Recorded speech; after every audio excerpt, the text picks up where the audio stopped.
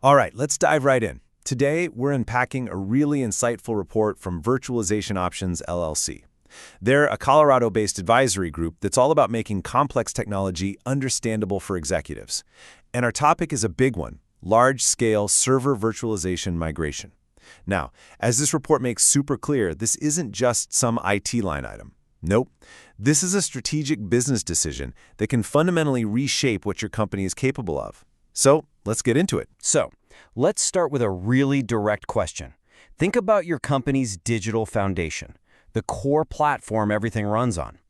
Is it starting to feel, well, a little old, a little slow, maybe a little insecure? For a lot of leaders, that's a nagging feeling they have. And honestly, it's a risk you really can't afford to just let slide. The reasons to actually do something about it are pretty compelling.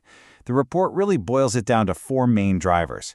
First, and this is a big one, you've got security risks, especially from platforms that aren't even supported anymore. Second, performance issues that are just slowing your business down. Third, the very real opportunity to optimize and save a lot of money. And fourth, you're missing out on modern features that your competitors are probably already using. These aren't just tech problems, right? These are business problems. And those business problems, they create a real strategic need to make a move. So in our first section here, we're going to shift the conversation. We're moving past the question of if you should migrate, and we're going to focus on why now is the moment to get serious about it. You know, the report frames this decision with just stunning clarity. You're basically trading a liability for an asset. On one side, you have your old platform. It's vulnerable, it's slow, it's expensive to run. On the other side, a new platform gives you enhanced security, performance that can actually grow with you, and some serious cost savings. When you look at it like that, the business case is pretty hard to argue with. So the natural question is, how do you get from that old, creaky platform to the new one? Well, that brings us to Section 2, building your strategic migration blueprint. Because the report is absolutely clear on this. In a project this massive, your success is almost totally decided by how well you plan before you even start. The blueprint laid out in the report breaks this whole thing down into 5 common-sense steps. First, you define your objectives. What are you actually trying to achieve? Then you assess the risks. You establish governance. Who's in charge of what? You develop a detailed roadmap, and you document everything. This isn't just busy work. It's a framework that turns a scary, massive project into a controlled, predictable process. And right here, this is maybe the single most important message in the entire report. Your business needs what your company has to do to win. That has to be what drives your technology choice. It can never, ever be the other way around. Technology should serve the business, not dictate to it. And as part of that business-first thinking, you have to get honest about some tough questions. Just how complex are the applications we're moving? How much downtime can we really tolerate, if any? What's the real all-in budget for this thing? And how do we guarantee, absolutely guarantee, that our data is safe? Answering these questions up front is just non-negotiable. Okay, so you have a solid plan.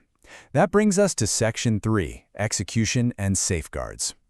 This is where the rubber meets the road, and the absolute top priority becomes protecting the business while all this change is happening. Now, a key safeguard you'll hear about is user acceptance testing, or UAT. Don't let the jargon throw you. All this is the final, critical checkpoint where your actual employees, the people who use these systems day in and day out, get to test everything. They're the ones who give the final go or no-go. It's how you make sure the new system actually works for the people who work for you. The report itself puts it perfectly. It says, this critical step ensures the migrated environment meets the end user's expectations for functionality and performance. In other words, it's your ultimate reality check before you flip the switch. Now, obviously, the goal here is a completely seamless transition. You want to move from the old to the new, and hopefully nobody even notices. But let's be realistic. In a project of this size and complexity, you have to expect the unexpected. Unforeseen issues can't happen. Sometimes they do. And that is exactly why a rollback plan is so important. Just think of it like this. It's your business's giant undo button. If something goes seriously wrong, it gives you a pre-planned, tested way to immediately switch back to the old system and keep the business running without any disruption. So your critical safeguards checklist is pretty clear. You need solid backups and data replication. You need failover mechanisms for redundancy. You need a full-blown disaster recovery plan. And, like we just talked about, you absolutely need a tested rollback strategy. Think of this as your business continuity insurance policy. Okay, with the right plan and all those safeguards in place, we can finally turn to what might be the most crucial part of all, actually leading the transition. Because as any executive knows, the tech is only half the battle. It's the people and the processes you put in place that really guarantee your success. Let's start with a simple but incredibly powerful number, 1. That's it, 1. You need one single, dedicated project manager who has the authority to oversee this entire thing. This isn't a project to be run by a committee.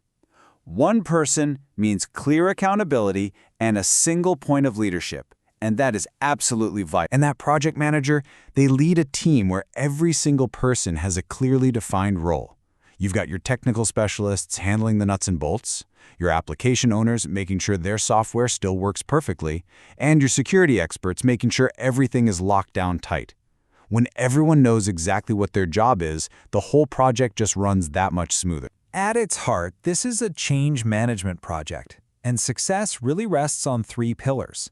You've got proactive communication, keeping everyone in the loop. You have comprehensive training, so people actually know how to use the new system. And you have deep stakeholder engagement, so you have buy-in from all corners of the business. It's all about the people. And good governance is what ties all of this together. So what does that actually look like? Well, it means setting up a steering committee with your key leaders. It means making sure those roles and responsibilities we talked about are crystal clear. It means holding regular reviews to track progress. And it means always being proactive when it comes to managing risks. So, you did it. The migration was a success. The new system is live. Everyone breathes a huge sigh of relief. But the journey isn't actually over. In fact, now the real question comes up. So, now what? See, the post-migration phase is where you really start to unlock the value of this massive investment. It becomes this continuous cycle. You're analyzing performance, you're optimizing resources to get more efficient, you're constantly getting feedback from your teams, and you're refining your processes to get even better. The work continues. So, let's bring this all home. Here's the ultimate takeaway from the report. A successful migration, when you plan it and lead it the right way, it isn't just an IT upgrade. It's a strategic renewal of your entire business's core capabilities. It makes you faster, more secure, and way more prepared for whatever comes next. So the final question really isn't about technology at all. It's about what kind of company you want to be.